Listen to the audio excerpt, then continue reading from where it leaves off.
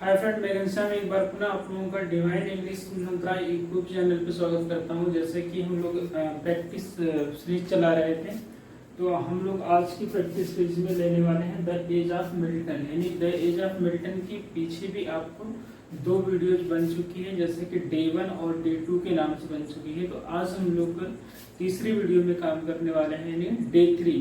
तो चलिए देखते हैं, तीसरी वीडियो हमारी डे 3 रहेगी। यही यहाँ पे जैसे आप कह सकते हैं, ये है आपका डे 3।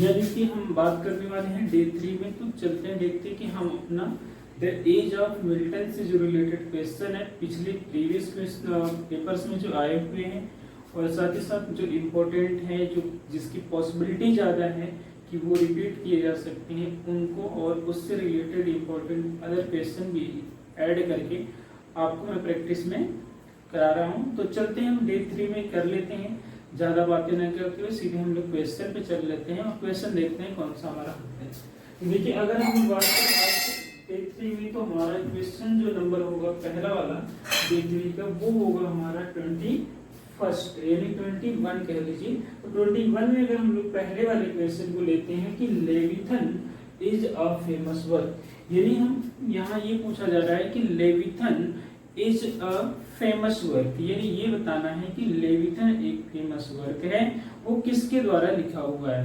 ठीक है, तो ये बहुत ही पॉपुलर भी क्वेश्चन रहा है। लेविथन एक वर्क से है। तो चलिए देखते हैं कि आपके पास 4 ऑप्शंस मिल जाते हैं, आपको ये चुन के बताना होगा कि कौन सा वो करेक्ट है, which is the right option. There are 4 option for your easiness, I read this. John Lyly, Francis Bacon और थॉमस होब्स, रॉबर्ट बर्टन।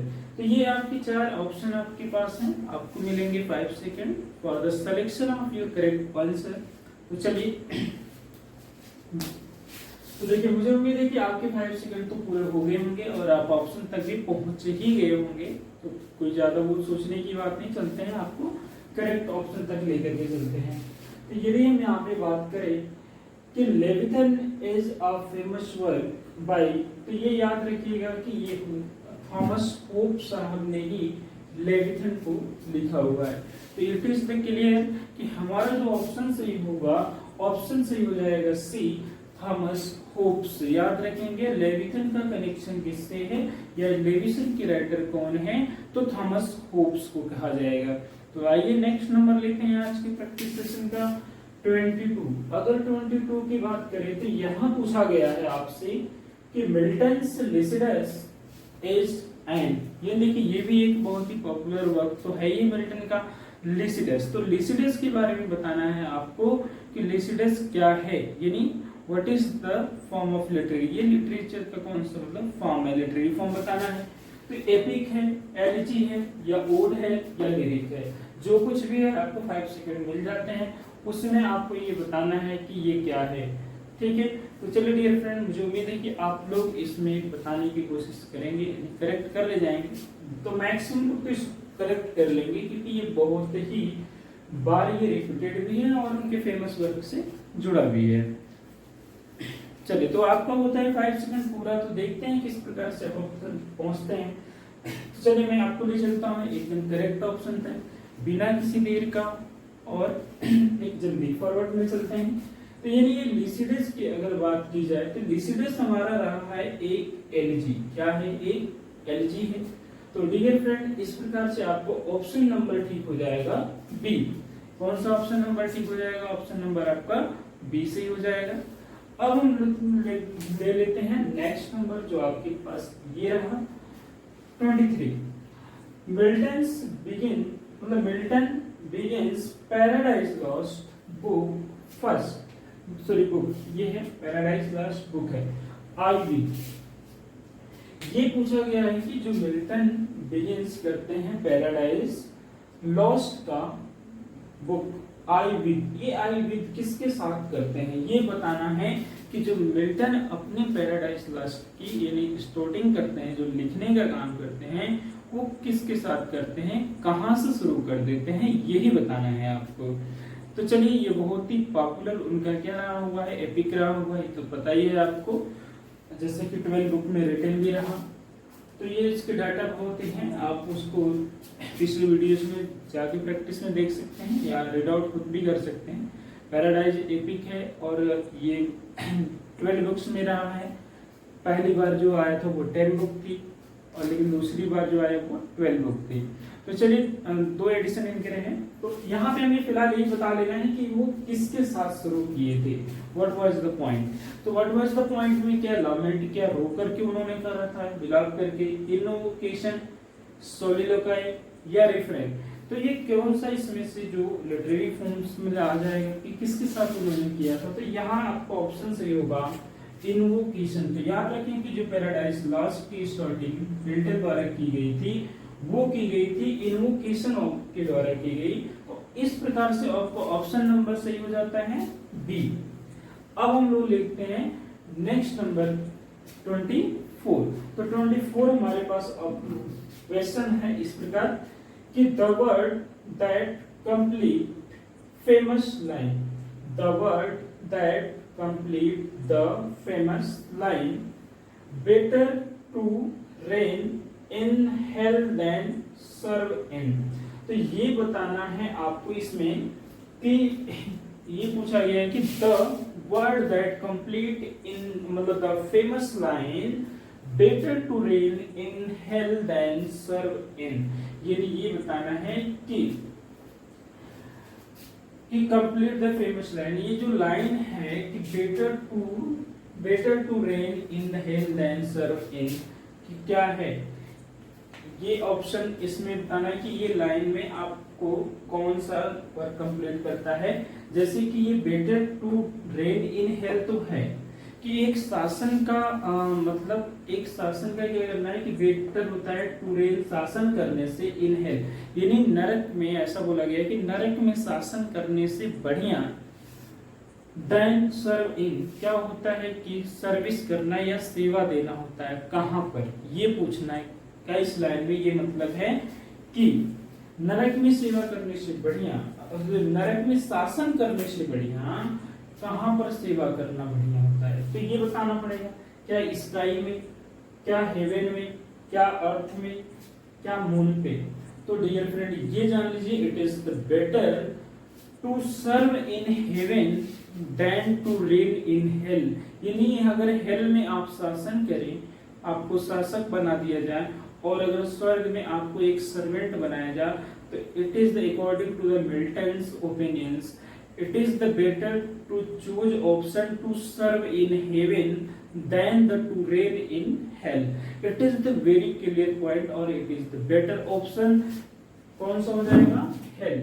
तो यहाँ पे ऑप्शन नंबर आपका सही होता है B, it is the best point। ठीक है, तो चलिए ले लेते हैं नेक्स्ट हम लेते हैं 25 क्वेश्चन हमारे पास है कि Milton is most famous for his, यानी यहाँ पूछा गया है कि मिल्टन क्या है, मतलब किसके लिए मोस्ट फेमस रहे हैं। What was the point by which Milton was so famous, मतलब बहुत ही फेमस हुए थे। इनमें से क्या है, कौन से स्टाइल। अच्छा चलिए मैं ये भी बता देता हूँ, थोड़ा सा हिंट कर देता हूँ। मिल्टन की एक अपनी एक स्टाइल रही है जिस स्टाइल के लिए उन्हें काफी पॉपुलैरिटी मिली थी। He gained much more popularity by his style. तो चलिए वो कौन सी पॉपुलैरिटी मतलब कौन सी स्टाइल है ये बता देना है। तो आपके पास मिलते हैं 5 सेकंड नहीं, वो तो जरूरी है आपको थिंक करने के लिए। तो नेक्स्ट मुझे यहाँ पे अगर मैं स्टाइल की बात करूँ, आपका 5 सेकंड पूरा हो गया। तो देखिए ग्रैंड स्टाइल एक अलग सी स्टाइल उन्होंने अपनाया हुआ था। तो इस प्रकार से हम ऑप्शन नंबर सी को ठीक कर सकते हैं और ये कह सकते हैं कि ऑप्शन नंबर हमारा सी है। तो when we talks about the grand style we must take the name of Milton, it is the good। तो चलिए नेक्स्ट लेते हैं 26। अगर हम लोग 26 की बातें करें तो यहाँ पे आपको क्यों न बातें करने को मिलेगा कि Paradise Lost is written in, Paradise Lost जो था वो रिटन हुआ था, लिखा गया था, कहाँ लिखा गया था ये बताना है। कौन से वर्ष में लिखा गया, क्या ये फ्री वर्स में, क्या ये ब्लैंक वर्स में, क्या राइम्ड वर्स में, या नन ऑफ द एबव में, किसी भी में। तो हमें ये बताना है कि मिल्टन ने पैराडाइज लॉस्ट कहाँ लिखा हुआ था, यानी किस वर्ष में लिखा हुआ है। तो चलिए आपके पास 5 सेकंड है, देर किस बात की, सेलेक्ट करिएगा ऑप्शन। मुझे उम्मीद है कि आप अपने ऑप्शन को ठीक कर लिए होंगे, क्योंकि पैराडाइज से रिलेटेड है तो ये तो बहुत ही इंपॉर्टेंट बात हो जाती है, और ये जितना गहरा इंपॉर्टेंट उतना कम ही है, और ये इजी भी है क्योंकि पैराडाइज लॉस्ट है। तो चलिए मैं आपको ले चलता हूँ नेक्स्ट ऑप्शन, मतलब ऑप्शन करेक्ट बता देता हूँ यहाँ पे। तो ऑप्शन हमारा देखिए पैराडाइज लॉस्ट की बात आए और ये पूछा जाए वर्ष, तो सीधे कहिए ब्लैंक वर्ष। ये देखिए पैराडाइज जो लिखा गया था वो किस में लिखा गया डियर, ब्लैंक वर्ष में लिखा गया है। It is the best option and suitable option. तो चलिए नेक्स्ट ले लेते हैं हम लोग 27 में हमें बताना क्या है, पढ़ते हैं पहले कि in which of the following works did Milton promote freedom. हाँ बहुत बढ़िया है, ये नहीं पूछा है कि in which of the following works Milton, कि मिल्टन के जो फॉलोइंग वर्क्स दिए गए हैं, Milton promote freedom of speech, Milton ने प्रमोट किया है, बढ़ावा दिया है फ्रीडम ऑफ स्पीच को, एंड अपोज लाइसेंसिंग, और उन्होंने विरोध किया है किस वर्क का, लाइसेंसिंग एंड सेंसरशिप। उन्होंने फ्रीडम ऑफ स्पीच को तो बढ़ावा दिया, लेकिन उसने विरोध कर दिया है लाइसेंसिंग एंड सेंसरशिप का। तो ऐसा उन्होंने कौन से अपने वर्क्स में किया है, ये बताना है कि मिल्टन ने किस वर्क्स में ऐसा उन्होंने प्रदर्शित किया या ऐसा उन्होंने एक्सप्रेशन दिया है या एक्सप्रेस किया अपने विचारों को, कि जिससे लोगों को ये लगे कि उन्होंने क्या बात किया है, मतलब कि हाँ प्रमोट फ्रीडम ऑफ स्पीच, यानी कि वो प्रमोट कर दिए फ्रीडम ऑफ स्पीच को, एज वेल एज उन्होंने लाइसेंसिंग एंड सेंसरशिप को अपोज कर दिया। तो वो कौन सा वर्क्स है, यहाँ पे ये 4 वर्क्स आपके पास है। फर्स्ट वन है पैराडाइज वीकेंड है, और बी ऑप्शन की बात करें तो एरोपजेटिका है, और सी ऑप्शन की बात करें तो इकोनोक्लास्टिस है। अगर डी ऑप्शन की बात करें तो सैमसन एगोनिस्ट है। तो ये बता देना है कि इन चारों ऑप्शन में कौन सा आपके लिए बेहतर होगा। तो चलिए मुझे उम्मीद है कि आपके पास 5 सेकंड है, और 5 सेकंड में आप करेक्ट ऑप्शन तक पहुंच ही जाएंगे। तो चलिए डियर फ्रेंड, मुझे उम्मीद है कि आप अपना ऑप्शन ठीक कर लिए होंगे। तो बिना देर के मैं बताता हूँ कि उन्होंने मतलब फ्रीडम ऑफ स्पीच को प्रमोट कहाँ किया है, कौन से वक्त में किया है, और अपोज से क्या लाइसेंसिंग एंड सेंसरशिप को कहाँ पे उन्होंने अपोज करा है, दोनों एक ही बात है। तो ये वक्त रहा है एरोपजेटिका। तो एरोपजेटिका में उन्होंने क्या करा है कि प्रमोट कर दिया है फ्रीडम ऑफ स्पीच को, और अपोज कर दिया है लाइसेंसिंग एंड सेंसरशिप को। तो चलिए डियर फ्रेंड, यहाँ पे आप एक बार फिर करेक्ट करने में सफल होते हैं। तो नेक्स्ट लेते हैं 28 क्वेश्चन। 28 की अगर बात करें तो क्यों लेट करें, When was Paradise Lost published? It is the good. मैंने पहले ही कहा था कि पब्लिकेशन पूछा जाता है। तो when was the Paradise Lost published? ये पूछा गया है कि Paradise Lost हमारा कब पब्लिश हुआ है, ये बता देना है। तो चलिए मैं इसके बारे में मैं भी थोड़ा सा बताता हूँ कि इसके जो पब्लिकेशन की बात की जाए तो ये 2 टाइम्स में पब्लिश हुआ है, वट एवर द 12 बुक्स रही हैं। तो फर्स्ट ऑफ जब ये पब्लिश हुआ तो 1667 में हुआ, विद 10 बुक कह सकते हैं। और जब इसके बाद ये फाइनली आया 12 बुक में, तो वो हो गया था 1674 में आया था। तो it is the publication of the paradise lost. But ये फर्स्टली पूछा जाता है कि कब हुआ, तो लॉन्चिंग 10 बुक के साथ हुई थी, 1667 में हुई थी। तो ये रहा आपका ऑप्शन नंबर बी 1667।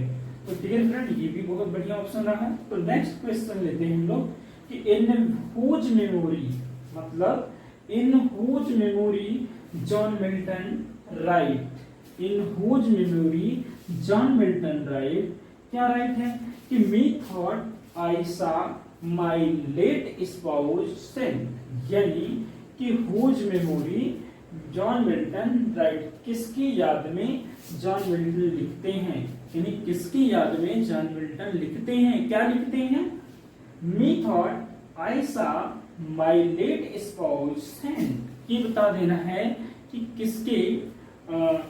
किसके याद में लिखा हुआ ये लाइन है कि मी थॉट आई सा माई लेट स्पाउस सेंट। तो यहाँ पे उनके ऑप्शन हैं ओलिवर क्रॉमवेल, मैरी पाउलव, या फिर हमारा है कैथरीन, मतलब कैथरीन कह लीजिए, कैथरीन वुडकॉक है, चार्ल्स फर्स्ट है। तो इन चारों में से किसके लिए ये लाइन उन्होंने लिखा है, बस यही बता देना। आपके पास है 5 सेकेंड, आप बता सकते हैं। तो चलिए अगर मैं आगे चलूं और कुछ करेक्ट ऑप्शन के साथ, तो देखिए यहाँ पे आपका करेक्ट ऑप्शन हो जाएगा कैथरीन वुडकॉक। ये कैथरीन वुडकॉक हैं जिनके बारे में ये लाइन दी गई है, मी thought I saw my late spouse to send. ठीक है, तो चलिए नेक्स्ट लेते हैं और आज के डे 3 का हम लोग लास्ट लेते हैं। लास्ट हमारा क्या हो पाएगा, लास्ट हमारा यही है कि by what age had Milton become. यानी ये पूछा गया है कि by what age had Milton became totally blind. यानी ये पूछ लिया गया कि वो किस एज में, कौन सी उम्र में मिल्टन टोटली ब्लाइंड हो चुके थे।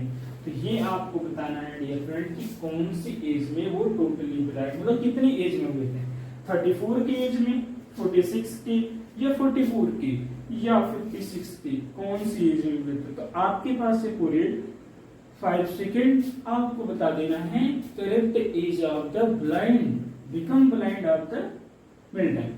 तो चलिए मुझे उम्मीद है कि 5 सेकेंड हो चुका होगा और आपके करेक्ट ऑप्शन मिल गए होंगे, क्योंकि it is very small point या वेरी इजी पॉइंट कह सकते हैं, बट वेरी वेरी इंपॉर्टेंट भी है। तो चलिए यहाँ पे ले लेते हैं हम लोग हमारा ऑप्शन, मैं बता दूं कि 44 एज थी when Milton became blind, the age of the Milton was 44। तो इस प्रकार से हमारा ऑप्शन सही होता है सी।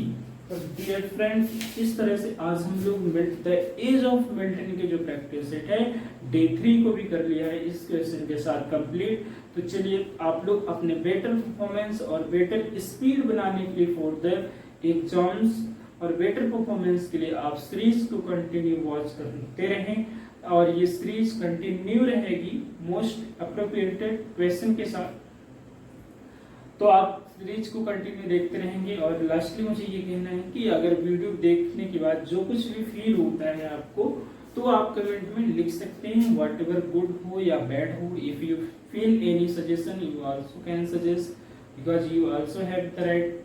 ठीक है, after the giving your comment I feel something from there, whatever good whatever bad. और उसके बाद हम नेक्स्ट वीडियो में उस पर वर्क मतलब फोकस करके थोड़ा इम्प्रूव करके और भी बेहतर से बेहतर वीडियोस बना सकें आपके लिए, जिससे आपका क्या हो कि एग्जाम में बेटर परफॉर्मेंस आपको करने में आसानी हो। तो चलिए ज़्यादा कुछ नहीं कहते हैं, thank you so much for watching my video. आज के लिए इतना ही था, बाय बाय।